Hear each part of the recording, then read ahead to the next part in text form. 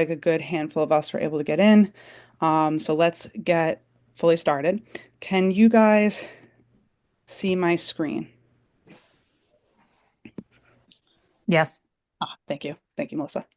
All right, beautiful. So today is about moving naturally, right? So we switched week 2 and 3, if you were looking at the True like Blue Zones documentary for scheduling. So we moved the Connection and Right Tribe week to week 2, and then for us moved Move Naturally to week 3. So you'll see that in your updated, of course, Practice Better platform. Of course, we want to check in. Of course, we had shown this slide previously in the first presentation, but just as a midway point, just how to actively participate and get the most out of the program is jump in on the group chat with any updates or questions or, hey, just, good vibes that you want to share other people's way. Especially with moving naturally, if you find that, you have a great park that you really love or a great spot that you would love to share with other members of the community. I think this is a great week to post if you're going for walks places, just a screenshot of some beautiful landscapes even. So, of course, keep using your tracking templates for logging. We will announce, winners, of course, at the end. But right now, the tracking's a little lackluster, guys. So I really want to have us, pick that up just a little bit more. There will be honorable mentions next week as well. And then at the end of week 5, there will be, announcements. So we want to, of course, we're competing with ourselves always, but, this is a team and let's get the most out of this as we possibly can, but in the same breath, acknowledging that this is a lifelong long journey and that it's, a journey, not a race or a sprint, I should say. My friends always make fun of me that I just mess up little sayings just a little bit, like Rome wasn't built in a night or Rome wasn't built in a day, like saying one word off, but whatever. So, of course, weekend meal prep. That's another way to get ahead is utilizing the recipes on Friday when they come out, get ahead over the weekend, and progress tracking. It depends on what progress means for you, but just starting to think about in-body measures coming up if that is what progress means to you about gaining muscle or deduction of body fat. Um, of course, thinking about measures of success could be utilizing the tracking sheet, how many points you were able to get out on the sheet, or just in general habits that you really wanted to focus on, like walking or eating a few more fruits and vegetables in your day. You can always track actions as well. But most importantly, you want to celebrate progress through these markers. So being aware of what we are taking in or what we are doing establishes a nice baseline to then know, okay, going forward, where am I starting from to where am I building? So that's where, of course, in Blue Zones, right? Today we're doing the move naturally aspect right here at the very top. We've gone through connection last week and eat wisely. So when you are doing those goal setting, um, it's about thinking about the whole picture. And in the beginning, I'm just going to jump ahead. We had you guys complete those like true vitality test, the happiness test, and the purpose check-in. If you have not done so already, it's not too late at all. Just try to get it done, sooner than later, so that maybe in, a few weeks you would redo that, right? Especially if you're looking to continue um, the work that you have been working on. So, why do all these activities matter? Of course, we all know that movement is good for our health. Specifically, it helps to reduce incidence of insulin resistance and can help improve mitochondrial functioning, how well your body is making ATP and generating energy. Of course, strength training is a part of exercise and moving naturally. So if anybody's been getting some time in the yard, lifting bags of mulch, and things, that can also count. But of course, strength training can preserve muscle mass, promote healthy testosterone levels. And if muscle mass is being promoted, the more muscle you have, the more metabolic activity is going on in your body. So typically, the higher your metabolism is. But think of muscle as metabolic motors that burn glucose or sugar. So, of course, moving naturally is super important. Heart health, of course, in terms of our cardiovascular work, it can boost our circulation, of course, lowers disease risk for all cause mortality and enhances longevity. And of course, brain functioning. I think a lot of people don't realize as much when it comes to exercise that it can increase BDNF, which is a factor that you measure in the brain to help dictate like neuroplasticity. So how well those blood vessels are operating, like being able to send blood and it's not as rigid or having, say, calcium deposits or plaque. So similar to how we care about our cardiovascular health for our lower body, our brain is also very vascular. So heart health is often brain health. Downshifting, of course, as Francesca went into last week, lowers cortisol and systemic inflammation. In terms of stress management, especially for a lot of us ladies, our adrenal glands on top of our kidneys can be our estrogen savings bank and later on in our lifespan. And with that being said, too, when we're very stressed and our adrenals are pumping out cortisol, then those adrenals are not working as efficiently in managing estrogen and other sex hormones. So downshifting can also play an important role in hormone health and lowering cortisol.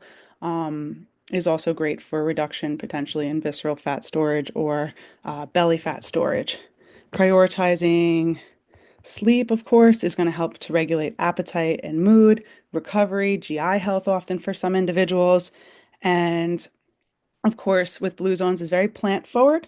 Of course, we're not telling you cut out meat, and of course, we want to encourage a high protein diet. But of course, in this whole program, we're incorporating plant forward meals to get more antioxidants in and fiber in to help support our bodies. I'm just checking in the chat real quick. Oh, are you guys seeing the slides progress? No. Okay. All right. I have No. to stop share and go back. Hold on one second. All right. Let me go back in.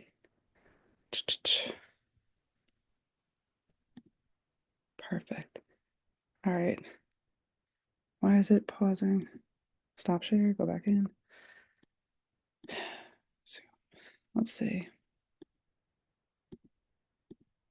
It keeps wanting to say my screen is paused. There we go. Resume. And it won't let me resume my screen share.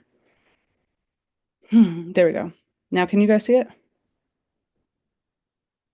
Let's see. Just popping back into the Mine's chat. just black. It's just black. All right. Mine is. I don't know if that's true for everyone. Oh, thank you, thank you. It helps with the audio because if I'm bouncing back and forth with the chat and the screen, that's super helpful. So thank you, thank you. Yeah, Let I'm me. black too. You're black too? Yeah. Sorry, guys. Technology is not on my side tonight. I am so, gosh, there's bound to be one presentation. Here we go. There it comes. That work? There Yeah. we go. Resetting it out and in. That was the work. All right. Good. The old on off. No, I'm kidding. First rule of IT.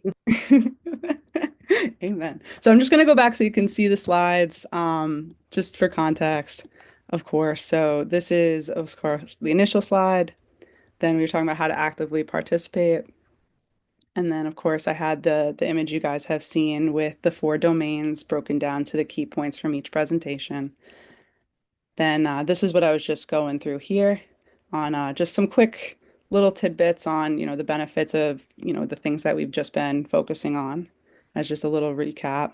This I had jumped ahead on like those buy-in introduction steps, just saying, especially to highlight these 3 bullets up here, that if you have not done so already, please make sure to do those. I think those are some of the most important things to do just to set a good baseline for oneself. And you can even check in with it next year too. Like this could be something you do annually, like when you do your blood work, you check in on those 3 little check-ins, those tests. Of course, as we start off each presentation, we want to go into what the core, goals are for the week and then the other optional activities. So, of course, some of you may have already started and jumping ahead on this because you'll see it in other places. This is what I was meaning earlier with Blue Zones, how they kind of interloop different weeks to try to keep everything still holistically minded. But if you haven't done so already, put your running shoes in sight or in mind, walking shoes, bike, it could be rollerblades if you like to rollerblade, but place things in sight and mind, or say, lay out your workout clothes in advance. Psychologically, it does help to increase activity. And it does also help in terms of you look at like the trans theoretical model of change when people are trying to change their habits.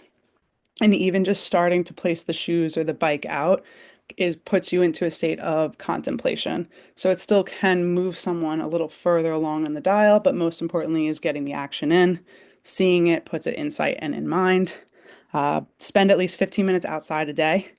But hey, I would almost want to give a bonus point if it's between like 11 and 2 o'clock to best emphasize your vitamin D. But this is going to help with getting fresh air. And of course, red light, fresh light in your eyes is great for, of course, sleep later in the day. So if you do this early in the day and make it a touch point when you wake up, check in the garden, get fresh sunlight in your eyes. It's another calming way to start your day too, for what's feasible in our routines. Of course, we have points if we eat at least 3 of the Blue Zones meals, specifically from the uh, the meal planner you guys are getting on Friday. And of course, if you walk with your buddy or a group, and our pets can be a buddy, our pets are great for longevity as well, including our microbiome. So they will count too, and they need a walk as well. So, of course, in Move Naturally, that's going to be a big feature. So, something I want to talk about when introducing Move Naturally, Blue Zones is kind of anti-gym. But you know how we've been making Blue Zones kind of like more realistic to us and our population and what is more natural for us to get a blend of all of these concepts in the real world. They're very anti-gym, but what I want you to take away from this presentation is not anti-gym. It's more so the gym is a great tool for, classes and camaraderie and meeting people and social groups. I've met a lot of great friends and people through a gym. Brings a lot of like-minded people around you. So I don't want to kibosh that. So if you're watching like the documentary or anything, I think having a gym membership is important, especially when it's, a rainy day. And Planet Fitness is great that it's $10 a month. And even with the concept of what do I do at the gym, right? There's always that 30-minute room for what you are, medically cleared for. But what to take from today is not just, okay, I got to go to the gym. It's more about how to make movement more synchronous in your day, right? So we're talking about taking public transportation here. I also tweaked it a little bit, or at least learn a new route. So I was thinking about the London cab drivers. If anybody's seen like I think it was a 60 Minutes special on them in the past, they've done research on the London cab drivers that because they're always learning new routes and studying those maps, it's better for your brain and your neuroplasticity and your memory. So that's why I added that in. Also, just a new route, maybe a scenic route to work, or maybe like an Ocean Parkway versus a Southern State. Um, it depends. Or if you can take your bike to work one day, or you could walk to work one day, or walk at work one day, try to make it feasible for you. Host a potluck or try new Blue Zones recipes. So, of course, we have the books out at the front desk. They're available to you. Blue Zones also has a wealth of information on their website as well. So you could always get extra Blue Zones recipes there too. And of course, we have our weekly packets that we're sending out. Hide your TV remote is another great point to make for this week. The screen directly competes with physical activity. So even tonight, guys, if you can try to take moments to stand, or if you're utilizing a standing desk, wonderful. But the TV is a direct competitor with physical activity. So hiding that remote, of course, is going to help, unless you're using that TV to do, online yoga or something. No, I'm kidding. But suggest a walking meeting at work when appropriate. I used to have a patient who was a mental health provider, and depending on the nature of the conversation that him and the patient were having, they would, go for walks because it puts people, you release endorphins, and it's walking can also be somewhat of a meditative action too.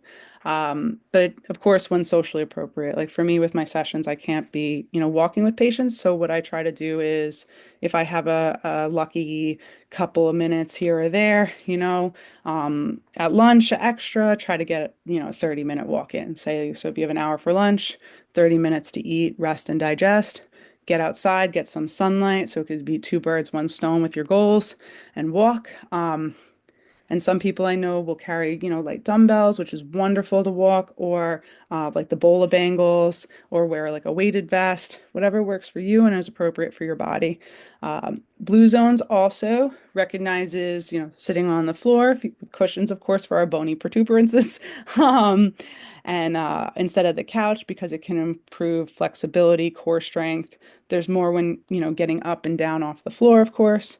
I do have some patients who have come to me who, when, grandbabies are born or as they get older, they say to me, my goal is to be able to get on it, on the floor and off the floor to play with my grandkids comfortably. So I think that this is a wonderful point to check in on.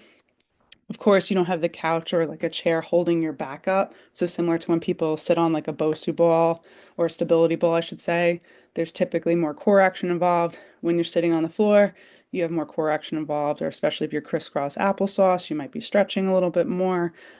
It depends on the positioning. It also kind of encourages in a backwards way, like if we're sitting on the floor and stuff, you'll see in some other down the road with Blue Zones, like no shoes in the house. So if you're sitting on the floor, you don't want to be on the, it kind of doubles it that you don't want to be sitting on the floor, a place that you're walking with shoes. Um, so that's also supposed to be better for cleanliness and bringing different chemicals or pathogens in the home. You want to try to install a browser extension or an app to remind you to stand hourly. So, like Fitbits are wonderful. Aura can be helpful at times because it tracks time sitting. Your Apple Watch will send you notifications, or there's different apps I put below just that are different browser extension apps to remind you to stand or stretch hourly. And stretching could be just being at your desk at work and you just stand for a second and you do a little neck stretch, slowly shoulder rolls, you do a little back stretch out, etc. Other wellness boosting activities for this week, including trying to limit our work week to 40 hours. Of course, within what's realistic for your work environment, we don't want anyone getting in trouble at work, but of course, ideal world, right? Get 15 minutes of sunlight daily. We already touched. Discover an herbal tea you love. This kind of builds on that downshifting routine. I placed below a farm I really love out east called Sweet Woodland Farm. They grow all the tea right there on site. It's a wonderful farm. They also sell different herbs and botanicals too.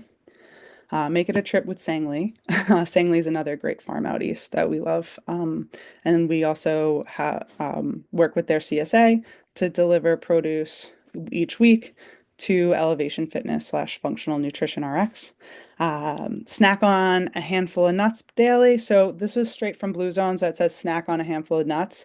A handful can be a good amount of calories, could be close to 300 calories. So to me, you would get your points if you had about 1 to 2 ounces of nuts per day. So think of shot glasses, 1 to 2 shot glasses worth of nuts per day is going to be about a serving size. If a handful is within your needs, by all means, but it's easy to go way too high in calories with nuts.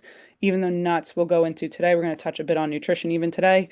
Nuts are wonderful brain health food, also make you feel full, fibrous food. Same with seeds, right? Often loaded in nutrients like zinc, but definitely can be dense in calories. So just to be aware of. And then tape a reminder to your dashboard to park further away from different entrances. Of course, we've all heard that tip, but how much do we actually follow that tip sometimes? Like even just leaving a gentle reminder, just put that back on front of mind. Another one I heard recently, which is an interesting one, is like pay for the gas in the gas station by going in. And of course, like speaking with the attendant, saying hi. That's one of those Blue Zones pieces of knowing the people in your community, saying hi to your mailman, knowing the person at the mailman, knowing the person at the gas station, or the bank, etc., the places you tend to travel. Again, this is the point system.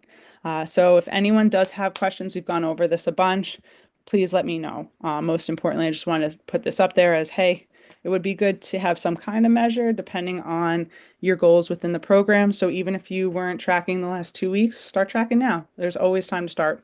And you might look back and say, oh, I, started tracking weeks 3 and 4. And then you know what? I want to kind of do weeks 1 and 2 out after as a way to keep me, continuing the program. That's fine. So Amanda, can I ask you a question on that? Yes, please. The second bullet, the Yeah. cow's milk products, right? Mm, What about yogurt, right? Yogurt's a Like, really great question. Very great, actually, because so yogurt, you want to think of it as like ideally like a Icelandic skier, like a Siggi's or Icelandic or an Alexandria is like a high quality yogurt, like a Stonyfield grass-fed Greek. Or I think just to put an easy like number to it, a yogurt less than about 12 grams of sugar, that is a Greek yogurt, ideally plain or vanilla. Does that help? Okay. Yeah. Well, I keep taking off a point for myself, right? Every time I have yogurt. And Oh no, no, no, no. well, Yeah, that's what it says totally. here though, right? It says for cow milk product. Yeah, that one I think we had touched a bit on it in the first Maybe I presentation missed it. verbally, so Okay. it makes sense to question it. But think of it as like the Mediterranean pyramid, right? You have in that section you'll see when like it has a glass of milk. So when we were going through it, we were like, all right, do almond milk or like a unsweetened almond milk, unsweetened coconut milk, ideally. Hmm. If you're gonna have dairy and it agrees with you, do like the Greek yogurt like we were saying, or a cottage cheese. That's like a good culture brand, just a low sugar cottage cheese, not where they're adding lots of like fruit and cane sugar more so. Like we would add our own fruit to it. And then the other piece would be like the cheeses, right? So in blue Hmm. zones, you'll see, or in Mediterranean cultures, like you'll see feta cheese, the hard cheeses like the Pecco Romano, the Locatelli, for example. Those would be more ideal, like a sharp, sharp cheddar, extra sharp cheddar.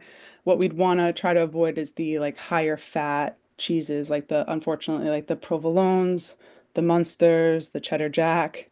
Although fresh and natural, in a in our not using the point system, unfortunately, it wouldn't count. It would still count as a processed option, but like a fresh mozzarella would count as like a higher fat milk product. But if it's fresh, I'd be willing to give you guys the point for it. Like allow you guys to have it, not to take the point away.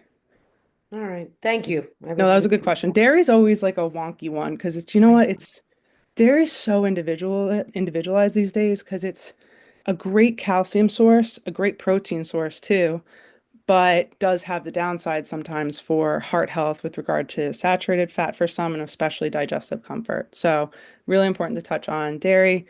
With the ultra processed foods too, I know that's really like broad, and with the time that we've had for the sessions, I could do a whole presentation on ultra processed foods. I have one I did years ago at Stony Brook I could always send as a YouTube.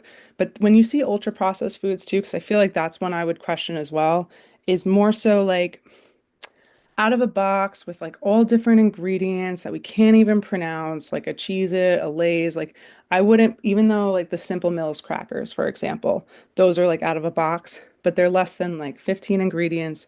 You know what they are. It's clean.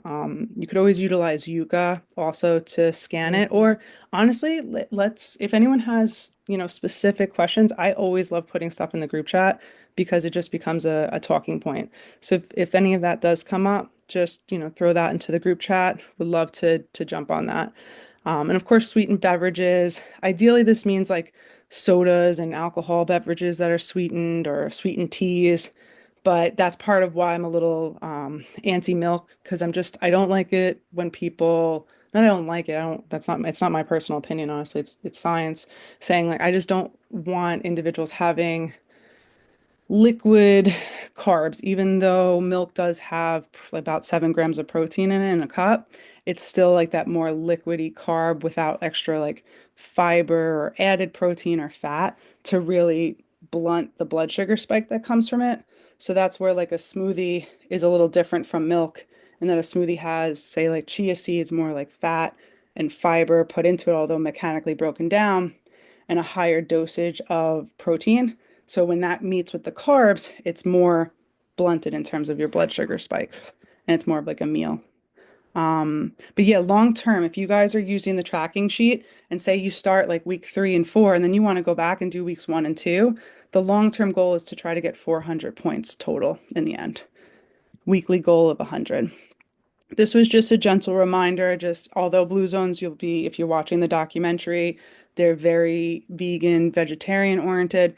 If you are, that's totally cool. That's totally fine. That's wonderful. However, we don't want to convey that if someone is having meat, that the diet is an unhealthy diet, which is not true either. It in terms of health and well-being in the literature, truly it's about a harmony of plants and animals. But of course, it's the sourcing, where is the meat coming from, where are the plants coming from, and what type of meat is it? Is it, pork, or is it seafood? Is it a lean cut? So there is a little bit more specificity with that. Oh, perfect. When we first did the Eat Wisely section, we had a lot of information to go into, especially on logistics. So I didn't get to go a lot into dietary fats and some other things. So I wanted to touch on it today to not, cut out an entire food group.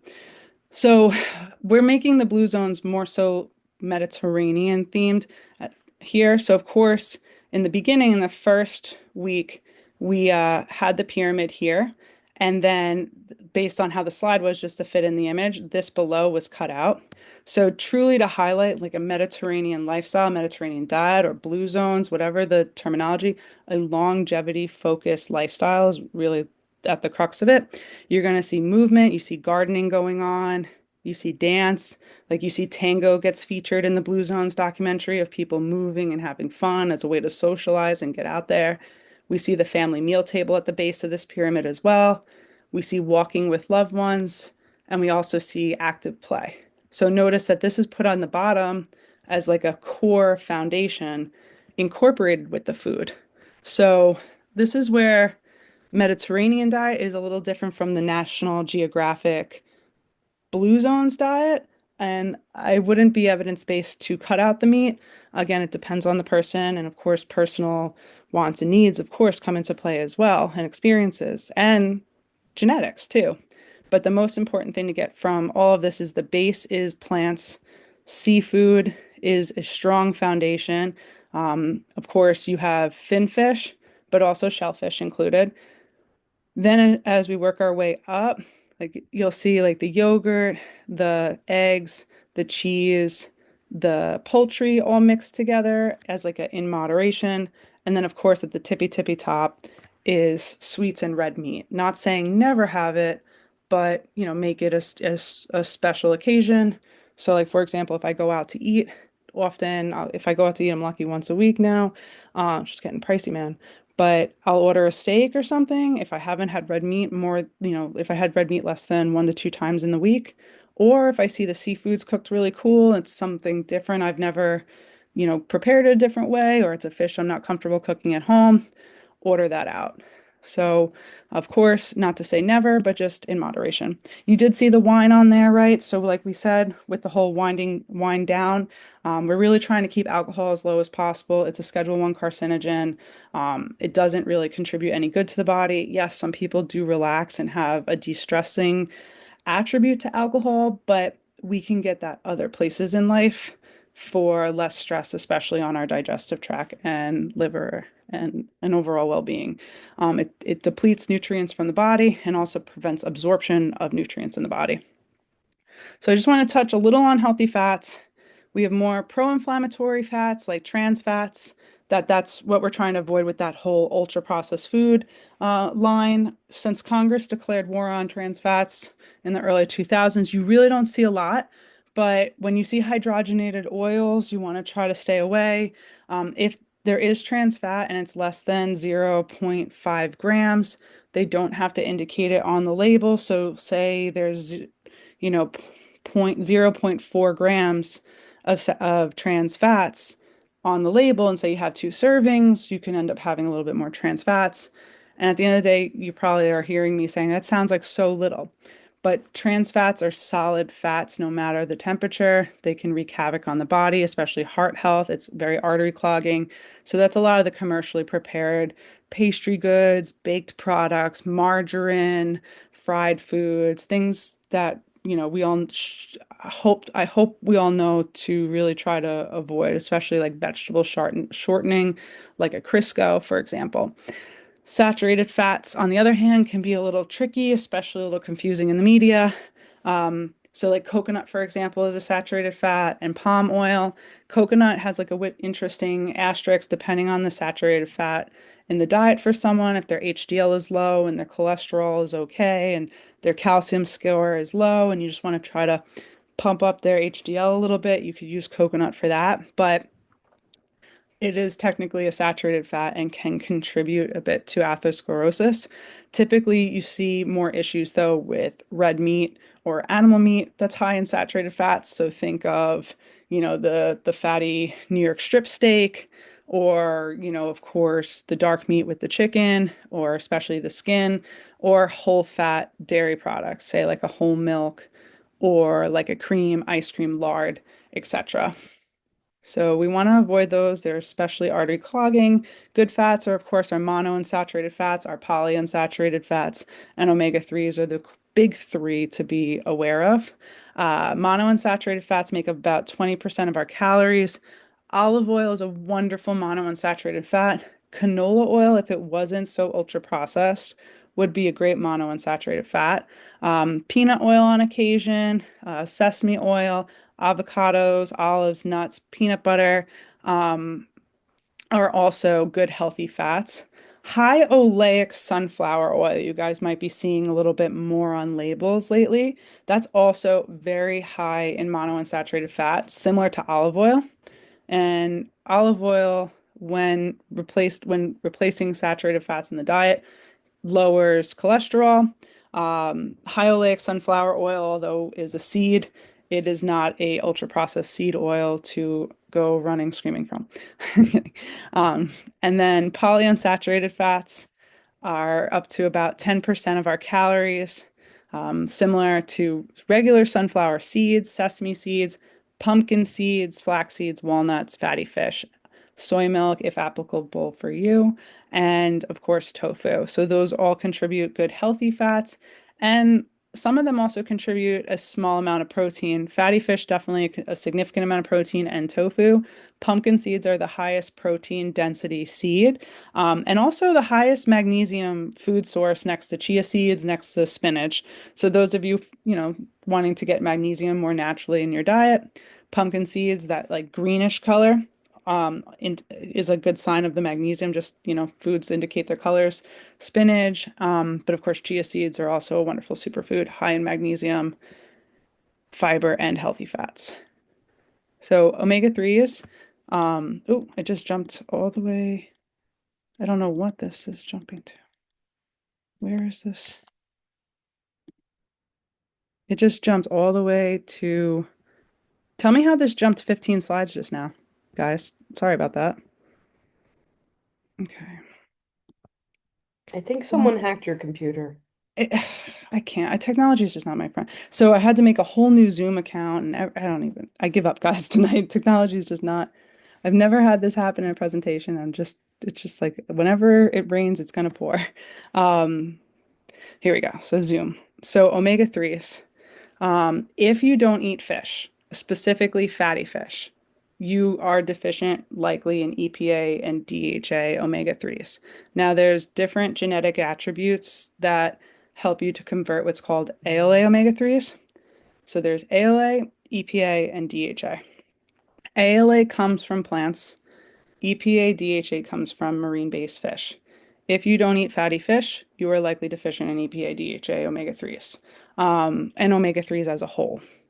Often, for most of us, we have to eat lots and lots and lots of chia seeds and walnuts and Brussels sprouts and egg yolks, that the amount that you would need to eat to quantify the omega-3s that you need to take in your body often is not enough.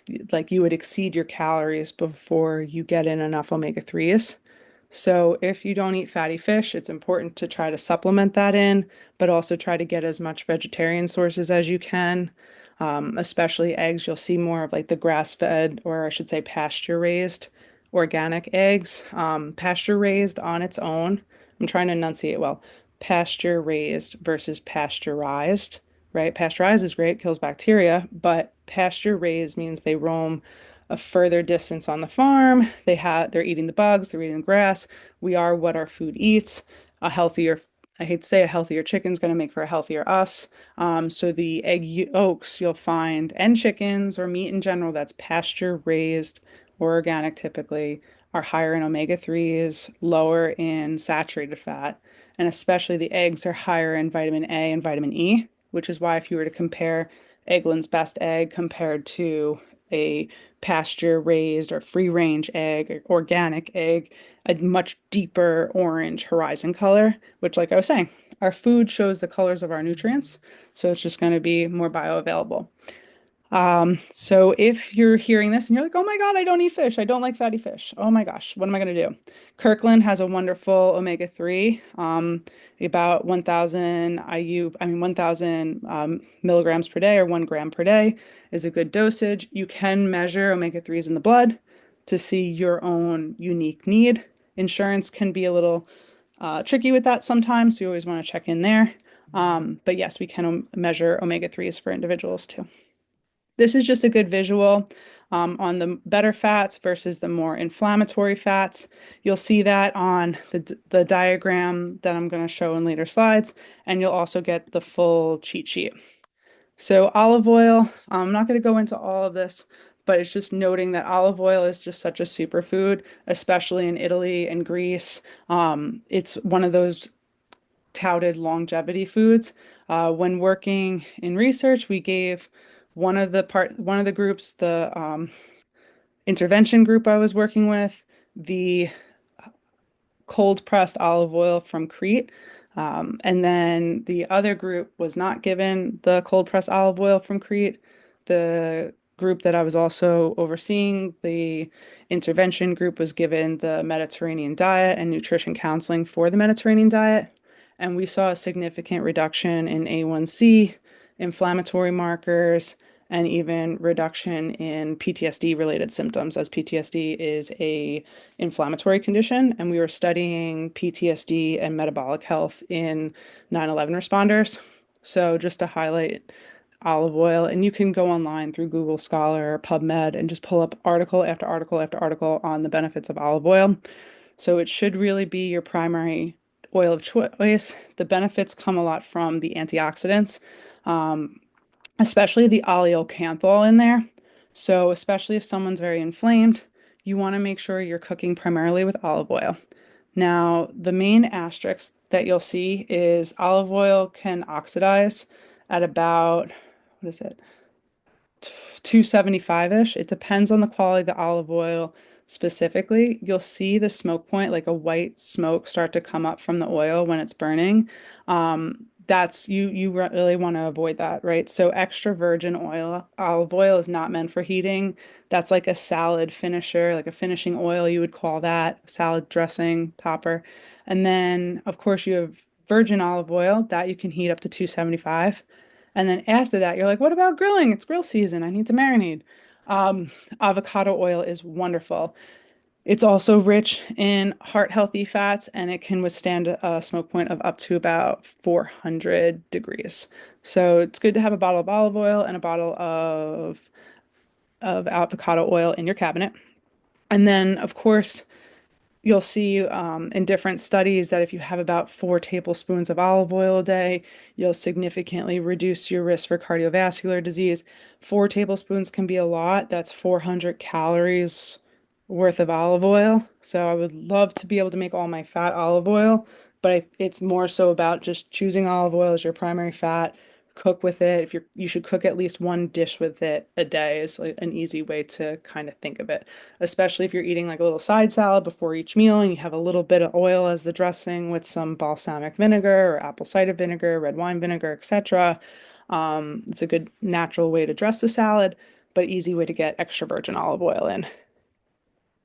Cold press is ideal for extra virgin because the cold, like keeping it cold versus heating it, preserves the antioxidants more. Same when it comes to juicing too. Certain juicers are going to heat more versus others. So of course the temperature, just like cooking foods, when you cook foods, when you heat certain foods, certain nutrients, water soluble nutrients leach out, right? And you lose those. So that's sometimes important to consider. So, why do we care about nuts in blue zones, right? Why is this a talking point for this week? Supports brain health from the healthy fats that's in it. Our brain runs off of carbs, runs off of glucose, but is made of fat. It's made of mostly omega-3s. It's another reason why we want to take in omega-3s. Fats, specifically mono and polyunsaturated fats, are cardioprotective. They help to regulate our blood pressure, our blood sugars, and can reduce inflammation, especially, the form it comes in, like nuts or olive oil, seeds, fatty fish. Regulates blood sugar, and that's harder to break down and digest. It's just a bigger molecule structurally, similar to protein, that the food has to sit a little longer. It takes a little longer to move through your digestive tract. So when it's mixed in with all the carbs, it helps to keep you fuller longer, but it slows down the absorption of those carbohydrates. It promotes satiety and fullness, right? And provides extra antioxidants in there. And the fat also helps you to absorb different fat soluble vitamins. So if we didn't eat fat, we would have a hard time absorbing vitamins A, D, E, and K from our food. And fat makes up a lot of the bulk of our cell walls as well. And it's important for our skin. Better versus less frequent options, right? So nuts can sometimes be a little tricky, right? So you want to try your best to opt for raw or dried nuts like almonds, right? Typically less salted, less inflammatory fats when they're not roasted. Walnuts, you want to try to aim for. That's one of the better nuts. It's rich in omega-3s, but also monounsaturated fats. Pistachios are high in lutein, great for your eyes, easy to snack on too much if they're deshelled. Try to buy them shelled, which is a good way to slow ourselves down. Pumpkin seeds, like I said, great source of magnesium, but also zinc. Chia seeds, ground flax seeds, and hemp seeds, wonderful to add to smoothies. Personally, I like to grind up the chia seeds into a powder, or sometimes if I'm feeling a little lazy, I just combine the chia seeds with ground flax seeds and hemp seeds in like a glass jar in my fridge because the fridge does preserve the nuts better.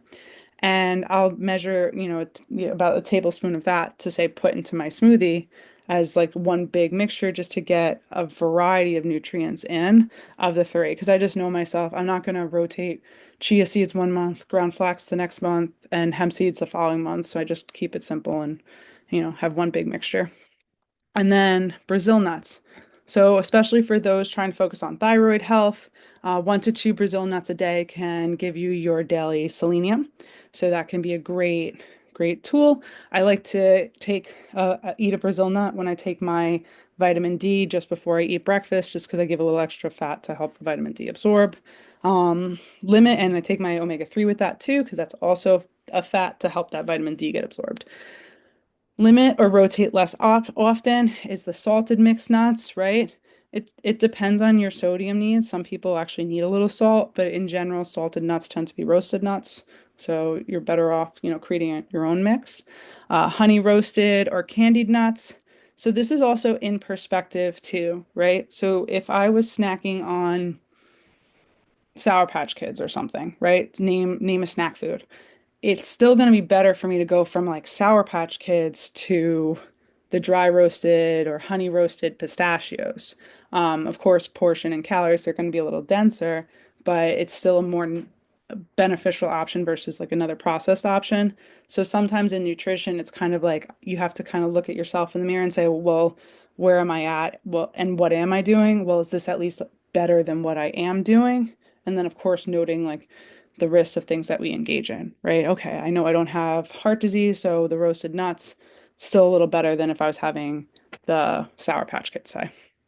Uh, and honey roasted sometimes can help with a sweet craving too. So if you're having a honey roasted nut, sometimes that might satisfy a sweet craving versus, something else that might not be as good. Peanut butter with added sugar or hydrogenated oils, right? Like the Jif regular. A good one that I like to recommend that's in most stores is the Smucker's Natural. Trader Joe's also, their natural peanut butter is just peanuts. They use peanuts and its own oil. That's great because then you're avoiding the hydrogenated oils that contribute to saturated fats. Um, and then, of course, peanuts in plastic jars, they might contain preservatives or mold. So if that's something that you are working on, as testing for mold is possible, and especially different digestive issues going on, and you can't quite place your finger on it, we do test for mold. So that is something to also consider. I like to recommend if you buy nuts, take it out of the container that you get it in, put it in a glass jar, and it sounds kind of funny. I try to keep certain things in the fridge, like walnuts, chia seeds, hemp seeds, ground flax seeds, for example. My pistachios I should, and my almonds I should, but I keep them in the cabinet in a glass jar instead. Just not as much real estate in the fridge to go around. And then simple ways to add more nuts and seeds, right? You could add to a smoothie, oatmeal, Greek yogurt, cottage cheese, sprinkle on salads. They make for a great crouton. So does quinoa, actually. If you take quinoa raw, I know this sounds so weird. We used to do this with a teaching kitchen with the chefs at the university. We were doing for the students, we would have a teaching kitchen and we would have them come in and make their own meals right on campus with a chef. And then I would go around and teach about the nutrition. We took quinoa and you can actually toast that up raw, uncooked, and it creates like a nutty flavor and aroma. And it adds just a little crunch on your salad. And of course, quinoa has a little bit of protein and fiber in it, a little less calories than nuts, so it's just good to note. But adding chia seeds would be wonderful, slivered almonds, crumpled walnuts, etc. You could blend into energy bites or homemade trail mix, use as a topping on avocado toast, or on a rice cake, for example, with like using peanuts, like a crunchy peanut butter. DIY granola is wonderful. Homemade ice cream or nice cream is wonderful, where you mix, say, protein powder with a little almond milk, maybe 1 to 2 fruits, a dollop of yogurt, and maybe some peanut butter or some nuts. And you mix that in the Tupperware and you freeze it. You could do ice cube tray, and when you're ready, you would bring it to the blender and just puree it a little bit into almost an ice cream texture. Of course, the Ninja Creamy does really optimize the texture to make it like a ice cream or a gelato, depending on the function you want to press on that machine. So you could always incorporate nuts that way, bake into breads or muffins. And in general, it's good to aim for about 1 to 2 ounces of nuts per day, depending on your needs. If you have a nut allergy, tree nut allergy, aim for seeds. Seeds are still wonderful to incorporate and have a lot of the same benefits as nuts. Start smart, like we were saying, put in a glass jar, refrigerate it. I've never frozen nuts. I mean, I guess if you went to Costco and you got a really good deal and you wanted to freeze it, but of course, you can. It just ties up a lot of real estate in the freezer, but you can do that. Airtight glass containers, that's what I highly recommend. Or honestly, old jars. Like I used a jar that I got from a farmer's market, some produce thing I had bought, and I just used that jar. It's about this big, and I put my nuts in that one and seeds. Check the expiration or signs of spoiling, like a bitter taste, or sometimes they're a little softer, not as crunchy. Avoid bulk bins unless you trust the turnover rate, because sometimes when they're getting stocked, say they don't do first in, first out. So technically, if you have a bulk bin, you need to take everything that's out of the bulk bin and put that aside, fill in what you need to fill in, and then put what's underneath on top so that the old gets used. But sometimes that doesn't always happen in the store. But in general, that's always like a great habit to get into, even with your fridge. Blue zones, and of course, the Mediterranean diet emphasizes herbs and spices. So I just wanted you to see the benefits of the herbs and spices, especially the anti-tumorigenic properties, anti-carcinogenic properties, and extremely anti-inflammatory. Ways you can get more of the herbs and spices in is especially teas. So that's why Blue Zones is highlighting teas this week in your goals or activities, as it's a great way to optimize the amount of plants and phytonutrients that are in your diet. So phytonutrients meaning chemicals like the polyphenols you see below, the flavonoids, the terpenes, the alkaloids, the tannins, etc., that come from your plants. So the more plants that you take in, the likelihood of the nutrient quality of your diet going up is extremely likely. Homemade pesto is wonderful to consider. You can do with or without the pine nuts, depending on where you're going. Homemade sauces or dressings, like we were saying, you could add to that olive oil and balsamic vinaigrette, fresh herbs or spices, as seasonings to replace salt and sugar. It's great to have a little herb garden right outside your door that you can just cut a couple of leaves of basil or things to throw into a meal. Marinades, infused olive oil, and of course, sofrito is a big cornerstone food of any Mediterranean diet culture, but also you'll see around the world too different varieties of sofrito. Think of sofrito similar to like salsa or pico de gallo, for example, that below there's a small recipe of, cut up different produce like peppers, onions, garlic, leeks, and you can put that as like a topping for different foods or use it as like a garnish. You could use it to cook into different meals, a base for different meals. But you could see to the left an image of the sofrito and just another way to get more produce in your day. So I had shown you before a snapshot of the inflammatory fats and the better fats. I will send this cheat sheet out to you guys with today's recap email. Of course, the red is the better foods and inflammation. Blue is the hotter temperature versus yellow or red. As you go to the outside circles, the more inflammatory foods. So we had touched on these in the first session, but seeing everything all together helps. So now for more of the movement aspects of things. So blue zones is all about the power of trying to be together, social, right? So walking is a core blue zones habit. It's great for our posture. It's great for our, of course, weight, body composition. It's great for burning blood sugars. It's great for our heart. Walking with others is great for strengthening social bonds, reducing risks of depression and anxiety. It also creates accountability when you're walking with a friend group or just you have a workout buddy. Make it a ritual. Hey, if we walk every night after dinner, that's a wonderful ritual to say as a goal because after dinner, your blood sugars start to rise a little bit and can help to reduce your hemoglobin A1C, which is your 3-month blood sugar average. Um, Sometimes it's good just to schedule an alarm to walk after dinner, especially if it's a new habit, just to keep it on front of mind, to not fall accidentally into old habits. Like we also said, walking at work is another option too, or in the morning to start your day off on a good, peaceful note.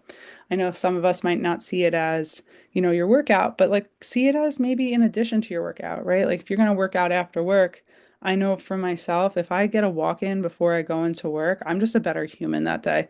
I buffer stress better that day. I'm just more grounded that day. So it's kind of worth it to give it a shot, especially if you know you're going to have a more stressful day. Try to like have a nice, slower morning for what's realistic for you. Get up a little bit earlier, 15 minutes, give yourself like a lap around the block or even down the block and back. Something's better than nothing. Daily low intensity activity is what's specifically being highlighted by Blue Zones, built into our day-to-day life. So like walking to the market, walking further to the building by parking further away, gardening, doing household tasks, getting involved in different community groups where you're walking door to door, for example. No gym memberships are required to move naturally, right? We can go running, we can go biking, we can go rollerblading, we can go walking, we can go rolling. Of course, movement can be a privilege. I never thought of it that way until I was in high school and my lacrosse coach was going through a little bit of a midlife crisis and he broke his ankle doing something silly and he was so upset he couldn't do that something silly anymore. And the girls on the team were whining about, running. And he was like, "You know what? I would kill to be in your shoes right now. I would kill to be able to be at practice with all my friends, running outside, having time just to focus on my own skills." And he made us run more. But it just, at the time I was like, oh, he's being a jerk. But he really wasn't. He was trying to teach us we don't have to, we get to, right? One of my favorite quotes, I got that from Jess Sims with Peloton. It's not that, oh, I have to go work out. No, I'm so lucky I get to work out. I'm so lucky I have the time to work out. It's going to make my body feel good. And, it's hygiene, just like brushing our teeth. And it's a blessing because someday you never know. Certain things might hurt that make it harder to do those things that you love. We want to adapt and overcome and find new ways to be active, but also we want to appreciate what we do have when we do have it. We want to promote joint health, cardiovascular endurance, and metabolic balance, right? So, of course, our joint health, I had a client, I've been personal training for a while, and her knee would always bother her. We would always talk about it in nutrition sessions. And then we started doing personal training together, and we just started really moving her knee more and getting more circulation going, working her quads more, working her calves, just increasing her circulation. And just in that and getting more active and building up the strength around her knee doesn't hurt her anymore. That's incredible. Um, Her cardiovascular endurance is important. So we want to move naturally so that, like, say you want to take that big trip to Europe or you want to go to that national park when you're 70, we have that endurance to be doing it, right? And that it's a fun trip. It's not, scary. And of course, metabolic balance, moving naturally keeps us healthy longer, right? It's going to contribute to longevity. We all know that. People in blue zones often walk a hilly terrain. So blue zones is not like, okay, let's go to the gym and, weight train, which in modern day is helpful. But blue zones is more so they tend to be coming from environments that live on steep hills or slopes that they're going up and down these like stairs in Greece, say, or in Okinawa, Japan, but also in Italy, it's like these sloped hills, and the people who lived at the top, closer to the top of the hill, tended to have better longevity. You could also see that in the Blue Zones episode. They start to highlight the specific terrain and showing it. So, of course, some of us were living on Long Island. It's pretty flat terrain for the most part, unless you're going to, I guess, Janes Hill or something. But we want to try to get that as much as we can. So if you're walking indoors on the treadmill, elevate the incline, right? If you're, interested in going to the gym, consider lower body strength training. We all should try to strength train depending on our medical needs, but most people should try to strength train to the means their body will allow at least two times per week total body. You want to try to hit each muscle group at least 2 times. That will preserve your muscle, help to keep blood sugar stable, but most importantly, we want to look towards other idols in our community, right? So I love my across the street neighbor, Mr. Huddy. Love him to pieces. And to me, I think he is a Blue Zones idol and that he's almost like, he's like 90 and he still does all his own yard work and stuff. And we're like, what are you doing, Mr. Huddy? Like we try to always jump in, but it's just the fact that like he has that ability, right? You don't, you always want to help older individuals and lighten the load, but you want to be able to preserve what you can do as long as possible, right? Like it doesn't sound fun, but you want to be able to carry in the groceries as long as you can. You want to be able to take care of your home as long as you can. And it sounds funny to think of that now, but we really do want to think about that now so that we're showing up for our future self and being kind to our future self and putting ourselves in a good position. Um, of course, walking outside, being involved, being someone that just is movement friendly throughout your day is going to build up leg strength, balance, cardiovascular endurance, manual labor. So I have a couple of friends that are iron workers. God bless their souls. Those individuals work so hard and they work very physical jobs. Does help to maintain cardiovascular health. But of course, some of us, like for myself, I work at a desk, right? So many of us might be working at a desk in the modern day or might be out in the field, which is wonderful, but might be driving often. So I think it's just important to keep aware of how long you're sitting for and to try to stand up at least once in the hour, move around a little bit, try to get, go down the hall and back at least. It can also help improve our mood and, take good breaks during the day to pause, breathe, and then come back to what we were doing. Of course, add incline walks or stair climbs to your week.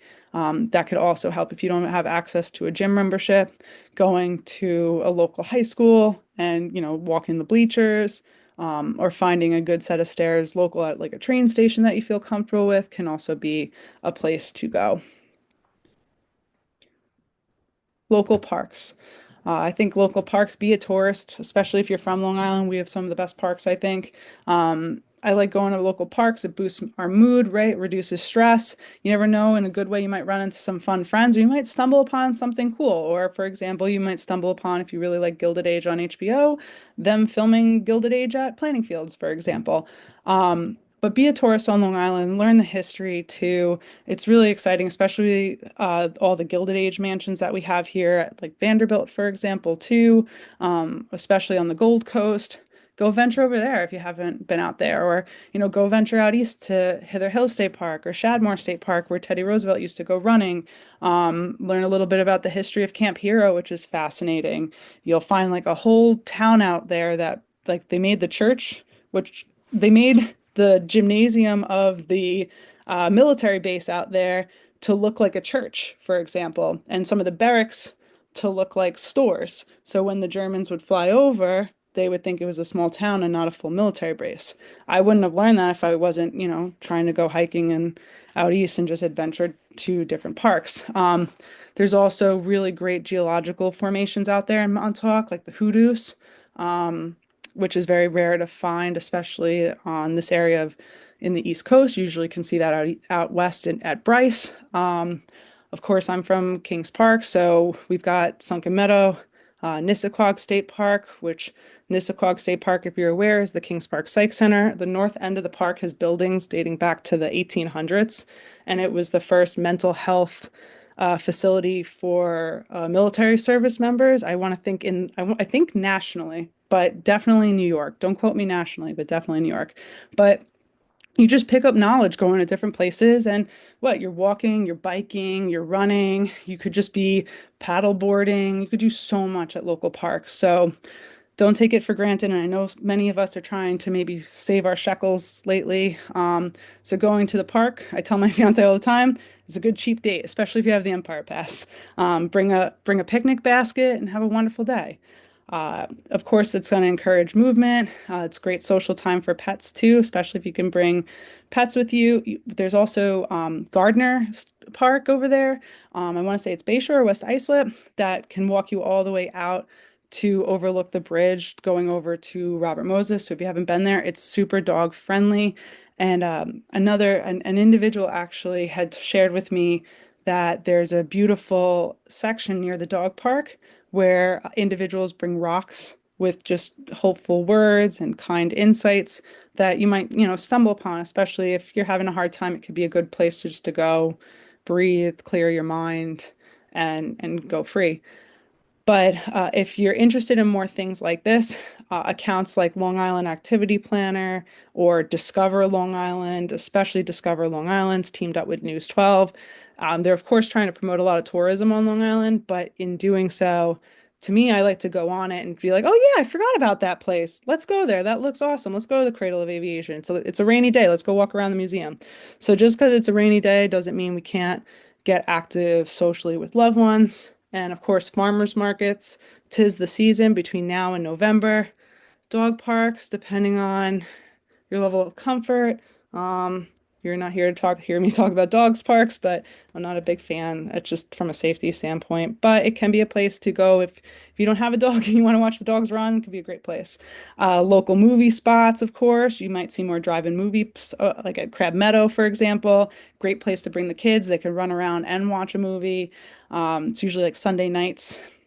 Historical landmarks, bird watching. If you're really into bird watching, the Cornell Cooperative Extension has a great app out there for you. And of course, just different community events like goat yoga, I know is being done at the Smithtown Historical Society. And I know the town of Babylon always hosts an amazing craft fair in the fall. So just, keep your eyes and ears out for fun things, and you never know who you're going to meet. Camping, of course, too. Healthy social activities, right? So be the person in the friend group to try to set the plan, right? It depends. If you're in a friend group where everyone's really like-minded and wanting to focus on wellness, that's great. But if you have a lot of friends that you really are trying to sway to the wellness dark side, no, I'm kidding. Try to be the one to set the plan. So don't let Susie, get ahead of you by texting the group on Thursday for Saturday or whatever. You get what I'm saying? That's kind of like a high school thing. But don't let someone get ahead to say, hey, let's do this plan at some Buffalo Wild Wings and sitting and watching a game and eating less optimal food.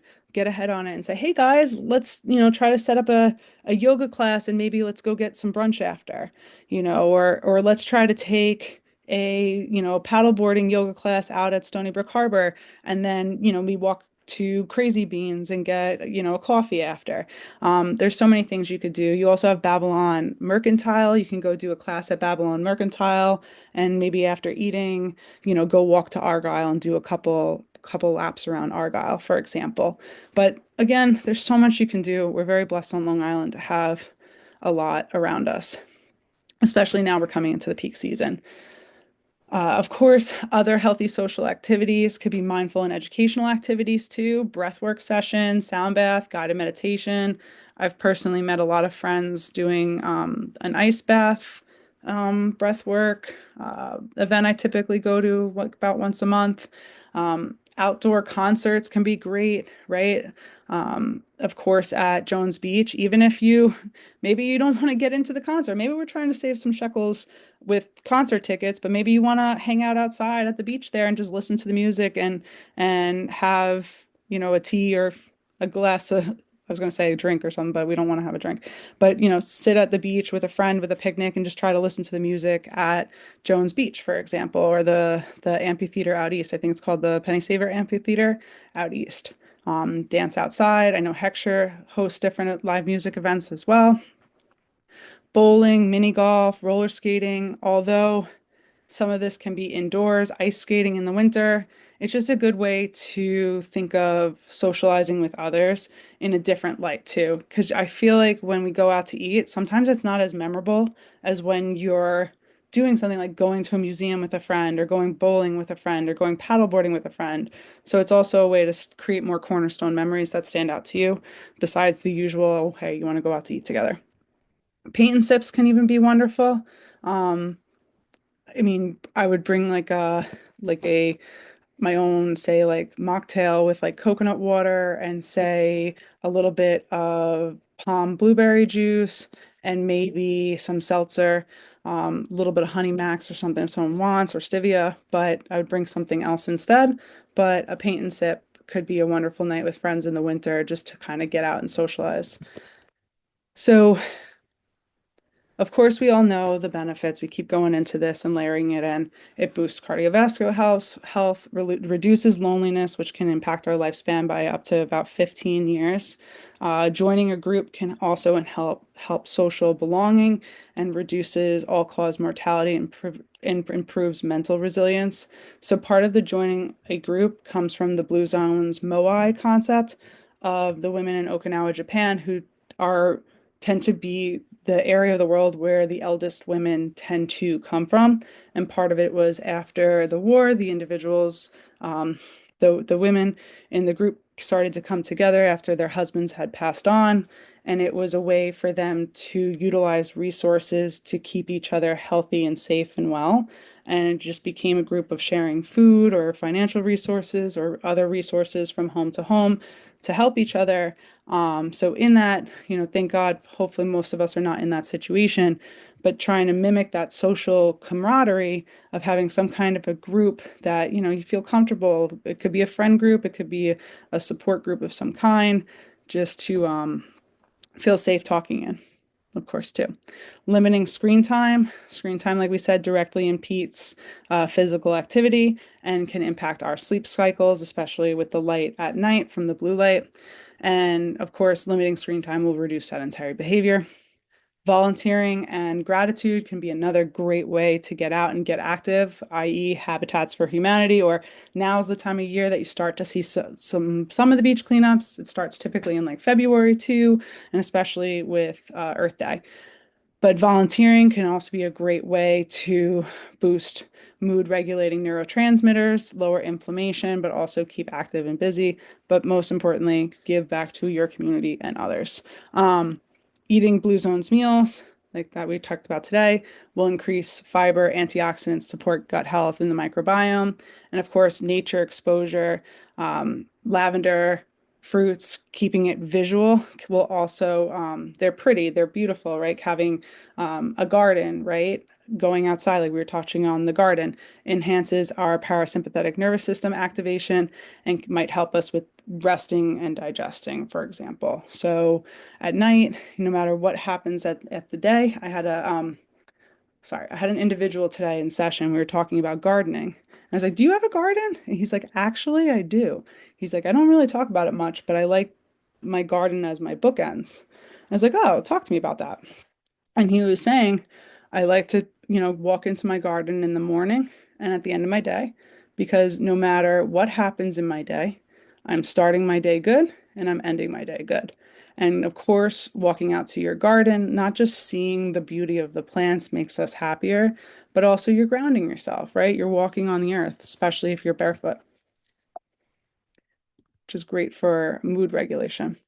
So, what are phytocynides?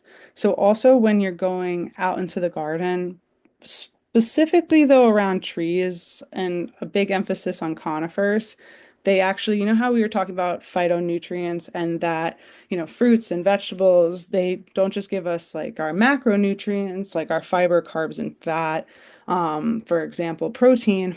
They also give us micronutrients like our vitamins and minerals, but also micronutrients and phytonutrients. So phytonutrients are like we were talking about, flavonoids, polyphenols. These are the pigments in foods like lycopene that give the food its color. It also serves a purpose for that plant to draw in insects or help to protect it in some way. But phytonutrients can also be in the form of the air. So, meaning that conifers specifically will release these phytonutrients, phytocyanides specifically, that can boost natural killer cell activity, so help your immune system, helps to reduce cortisol levels. By doing so, it enhances parasympathetic nervous system activity and can improve sleep quality and blood pressure. So it's not just like, oh, I go out in nature, and because I'm out in nature, I'm seeing all these beautiful things. I'm not working, I'm not in front of a screen, I'm not on the road with some person being silly or in line in a store. So naturally, of course, I'm in nature, I'm gonna feel better. That's how I used to think of it. But it's truly a chemical reaction as well. So it's a chemical reaction that comes from the plants, but it's also psychological too, because you're going to feel better doing things that promote self-care. But there's also the benefit that you also have from the sound around you too, like green noise and blue noise. So green noise, you might be seeing that commercial online, I think off on TV from Calm. So green noise, there's blue noise, white noise. In general, having like green noise is considered nature's frequency, like listening to the wind going through the trees. Or, for example, it had started to drizzle the other day, and I have a lot of trees by my house, and that my fiance probably thinks I'm crazy. But I was like, stop and just like listen. It was so pretty. And even the dog cued in on it. It was just such a gentle sound of the raindrops like trickling on the leaves. And it was just so like peaceful. We just ended our walk. We weren't getting hit with rain. We were under the tree and I was like, just listen to that a little bit. And then the light was like trickling in. And it was just really pretty. But if I was in a stressed out mood and trying to go from one thing to the next, to the next, to the next, I would never have noticed it. And just taking the time to sit and take that in was just very relaxing and calming and peaceful. Blue noise comes from higher pitched waves of sound. So similar, think of blue noise, think of water, right? Listening to the waves crashing on the sound on the sand. And of course, the benefits of natural soundscapes can help increase focus, reduce stress, can help with sleep, and improve mental clarity or mood. So I know some of us, including myself too, struggle with having the TV off at night.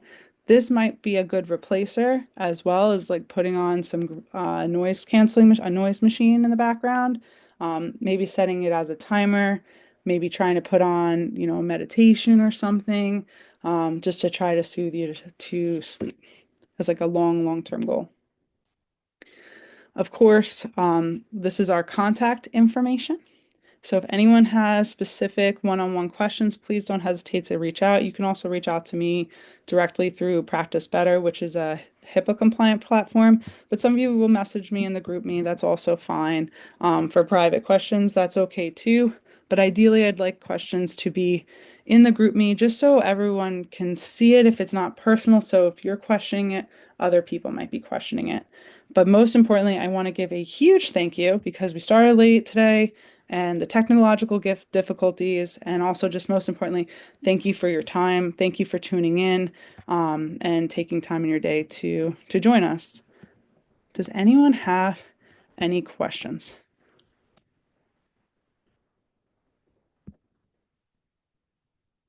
I'm just going to pop into the chat. So I'm exiting the screen share just so I could see the chat real quick. Oh, thanks, Anne. Beautiful. Excellent. All right, guys. Well, thank you for tuning in. I'm going to update the presentation now. Fingers crossed this all recorded well. And I will be sending out an email as soon as possible with the recording once processed from Zoom, so you guys have access to it, and I'll put the attachments mentioned today. Next week, we have week 4, which is Right Outlook. It's more about setting up systems within the home and aspects within the home to promote stress management, moving naturally, and facilitating the meal prep for the food.